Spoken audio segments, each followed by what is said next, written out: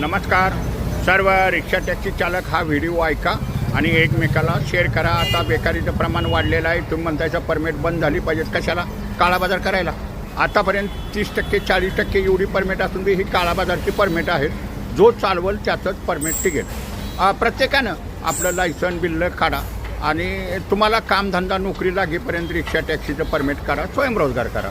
आता परमिटचे प्रकार हे अनेक असतात। पर्यटक परवान्याचे प्रकार असे आहेत, ते बी पर्यटक परवानेच आहेत, पण त्यांना कुठलाही स्थानिक व्यवसाय करता येत नाही। त्या 8 वर्षानं गाड्या प्रवासी वाहतुकीतनं बाद होतात। आता टॅक्सीचं जर तुमच्याकडे लायसन बिल्ला असेल तर टॅक्सीचं तुम्हाला रिजन वाईज परमिट मिळतं। त्याला शासनाचं मीटर असतं। रिक्षाला टॅक्सीला शासन भाडं ठरवून देतं। मग टॅक्सीत तुम्हाला 4 सीटचं परमिट मिळतं, 6 सीटचं मिळतं आणि कुल कॅबचं बी परमिट मिळतं।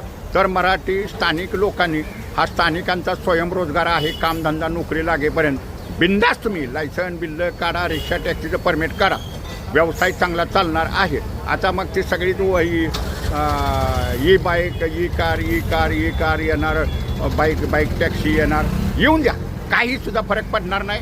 ज्याच्यावर नियम आहेत, कायदे आहेत, खाली दंगा करणारी लोक असतात, ते वाटेल ते दंगा करतात।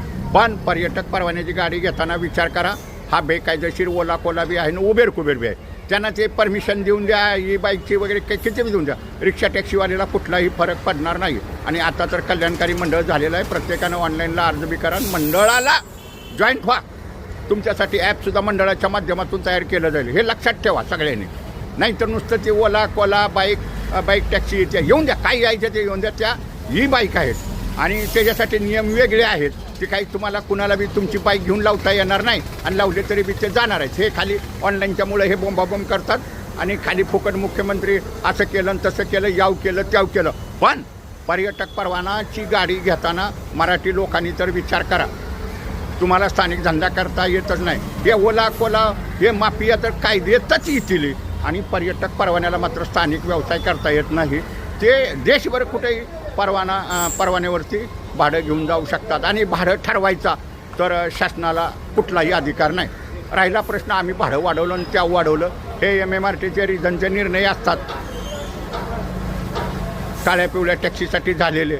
म्हणजे पर्यटक परवान्यासाठी भाडं शासनाला ठरता येत नाही, ज्याला सदनात मान्यता घ्यावी लागेल, कायदा करावी लागेल, समिती नेमावी लागेल आणि हे परवाने काळ्या पिवळ्या टॅक्सीत रूपांतरित करावे लागतील।